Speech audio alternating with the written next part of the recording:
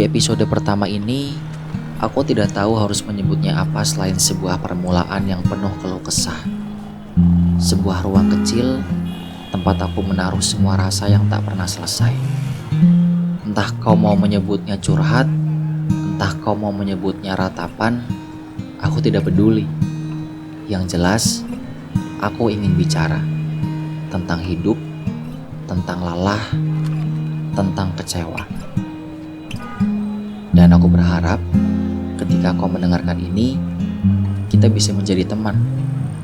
Bukan teman yang saling menyapa sekadar basa-basi, tapi teman yang bisa menukar rasa sesak, menaruh lelah di meja yang sama, lalu menatap satu sama lain dengan tatapan yang berkata, aku pun merasakan hal yang sama. Teman yang tidak menghakimi, tidak menertawakan, hanya memahami. Hari ini, aku ingin membicarakan satu kata. Sebuah kata yang tampak sederhana, tapi menyimpan begitu banyak beban di baliknya. Kata itu adalah kecewa. Kau tentu pernah mendengar, tentu pernah mengucapkan, dan mungkin saat ini pun sedang kau rasakan. Tapi, anehnya, meski kata itu bahkan tercatat dalam kamus, aku percaya tak ada yang pernah benar-benar bisa mendefinisikannya. Kecewa bisa berarti kehilangan, bisa berarti kegagalan, bisa berarti ketidakpuasan. Tapi bagiku, kecewa adalah semua itu sekaligus.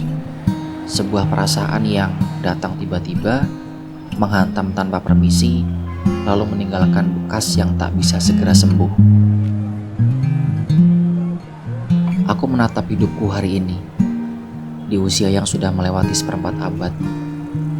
Dan di titik ini, aku mulai menyadari, kecewa pertamaku bukan tentang cinta, bukan tentang patah hati yang sering orang ceritakan dalam lagu-lagu sendu.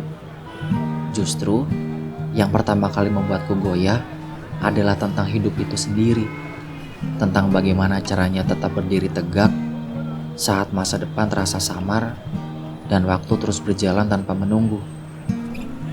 Bukan berarti aku sedang jatuh atau hancur tanpa arah. Tidak, justru sebaliknya. Aku sedang berusaha kuat. Tapi di balik semua usaha itu, ada kekhawatiran yang terus berbisik. Tentang apakah aku bisa hidup mapan? Tentang apakah aku bisa memiliki rumah nyaman, keluarga impian, dan finansial yang stabil? Pertanyaan-pertanyaan itu terus datang, mengetuk setiap malam, membuatku sadar. Ternyata kecewa tidak selalu hadir karena orang lain. Kadang ia lahir dari diriku sendiri, dari harapan yang tak kunjung menjadi kenyataan. Banyak orang yang mungkin mengira di usia ini kecewa terbesarku pasti tentang cinta, tentang seseorang yang tidak membalas perasaan, tentang janji yang dikhianati, tentang hati yang patah lalu ditinggalkan begitu saja. Tapi tidak, aku sudah melewati masa itu. Aku sudah tidak lagi terjebak dalam bayangan cinta yang penuh drama. Mungkin dulu iya, tapi kini tidak lagi. Aneh memang, dahulu aku percaya bahwa cinta adalah segalanya. Bahwa dengan cinta, hidup akan terasa lebih indah, lebih ringan, dan lebih lengkap. Aku membayangkan cinta seperti rumah yang hangat, tempat pulang setelah hari yang melelahkan.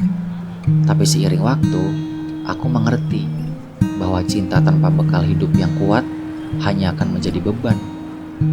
Kata orang, kita memang hidup bukan hanya makan cinta. Kita butuh makan dulu, barulah cinta bisa bertahan. Dan aku mengakui itu. Cinta tetap penting, ia tetap indah, tetap bisa membuat kita tersenyum di hari-hari paling berat sekalipun. Tapi, ketika aku menatap masa depan, aku sadar, cinta yang tidak disertai kesiapan hidup hanyalah bayangan semu. Karena pada akhirnya, cinta juga butuh ruang untuk tumbuh. Ia butuh rumah untuk bernaung, ia butuh waktu yang tidak terhimpit oleh rasa cemas, ia butuh tenang, Dan tenang itu tidak pernah datang dari kata-kata manis semata, melainkan dari bagaimana kita bisa bertahan hidup dengan layak. Kadang aku bertanya pada diriku sendiri, bagaimana bisa aku berbicara soal cinta jika aku bahkan belum yakin dengan arah hidupku? Bagaimana aku bisa menjanjikan masa depan sementara aku sendiri masih gamam menghadapi hari esok? Dan dari situlah aku mulai mengerti bahwa kecewa terbesar bukan lagi soal kehilangan seseorang. Kecewa terbesar adalah ketika aku merasa tertinggal oleh hidup, ketika aku sadar waktu berjalan begitu cepat dan aku masih sibuk berusaha berdiri kokoh. Namun, di sisi lain, aku juga tidak bisa sepenuhnya menutup mata, karena bagaimanapun juga, cinta dan hidup saling terkait. Kita ingin hidup layak demi orang yang kita sayangi. Kita ingin mapan bukan hanya untuk diri sendiri, tapi juga untuk membahagiakan orang lain. Maka, meskipun aku berkata cinta bukan prioritas, sebenarnya cinta tetap ada di sana. Terselip di balik semua kegelisahan tentang masa depan, ia hadir seperti cahaya kecil yang menuntun, walau samar. Dan disitulah letak kontradiksinya. Aku merasa kecewa bukan hanya sekadar sulit menata hidup, tapi juga karena aku tahu, tanpa hidup yang tertata, cinta pun tidak akan pernah bisa bersemi dengan tenang. Kecewa itu menggandakan dirinya. Satu berasal dari masa depan yang tidak pasti, satu lagi berasal dari cinta yang terpaksa harus ditunda. Ketika aku berbicara tentang masa depan, aku tahu arah percakapan ini tidak akan pernah bisa lepas dari realita yang sedang kita jalani. Karena mau bagaimanapun, kita hidup di sebuah zaman yang berbeda. Zaman yang tidak lagi sama dengan cerita orang tua kita dulu. Zaman di mana segalanya sudah tampak lebih modern, lebih canggih, lebih cepat. Tapi entah mengapa, justru membuat kita semakin sulit bernapas. Sulit mencari pekerjaan, sulit menggapai kestabilan, dan sulit sekadar merasa cukup.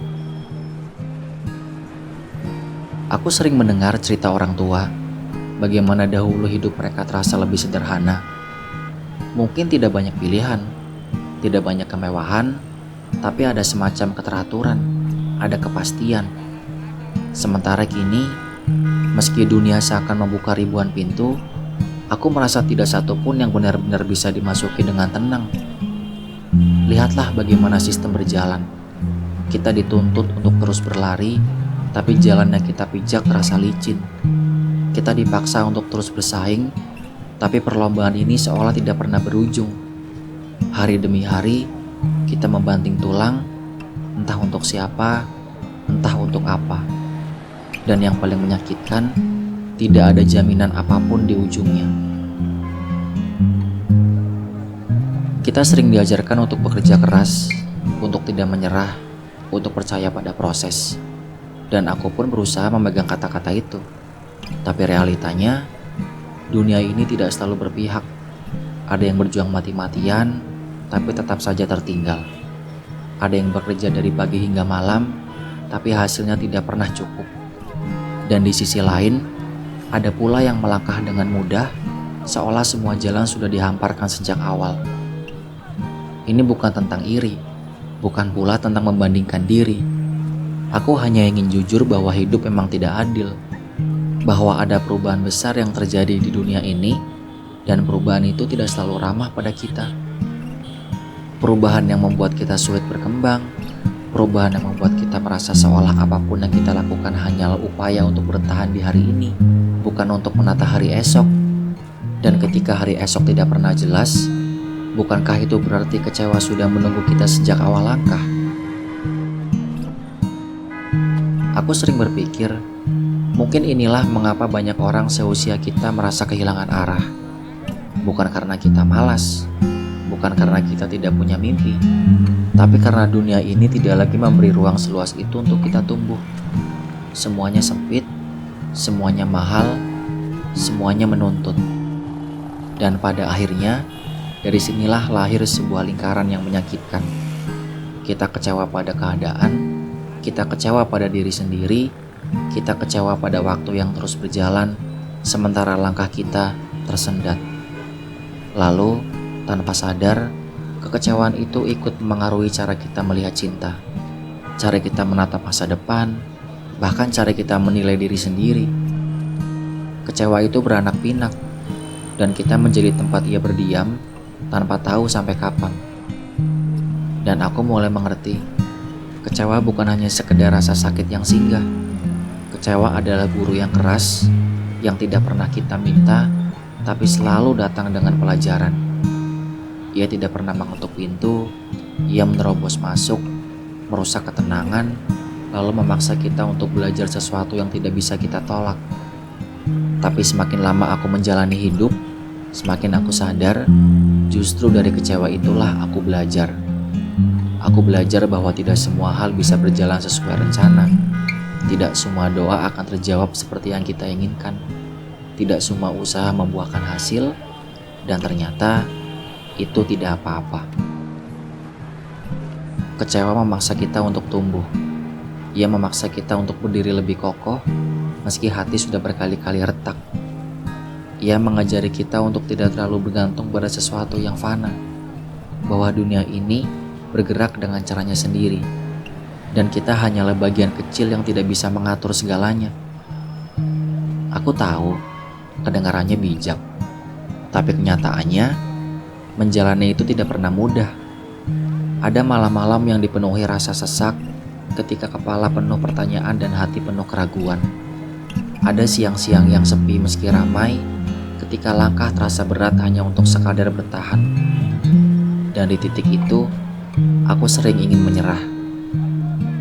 Namun, pada saat yang sama, justru di titik itulah aku menemukan arti sebenarnya dari bertahan. Bertahan bukan berarti tidak pernah jatuh. Bertahan bukan berarti tidak pernah menangis. Bertahan adalah tentang bagaimana kita bisa bangkit lagi, meski dunia seakan menertawakan. Aku yakin, setiap orang punya ceritanya sendiri tentang kecewa. Ada yang kecewa pada keluarga, ada yang kecewa pada sahabat, ada yang kecewa pada cinta, ada pula yang kecewa pada diri sendiri. Mungkin kau pun begitu, dan bukankah dalam kesamaan itulah kita sebenarnya saling terhubung? Dan lucunya, kecewa tidak pernah benar-benar pergi.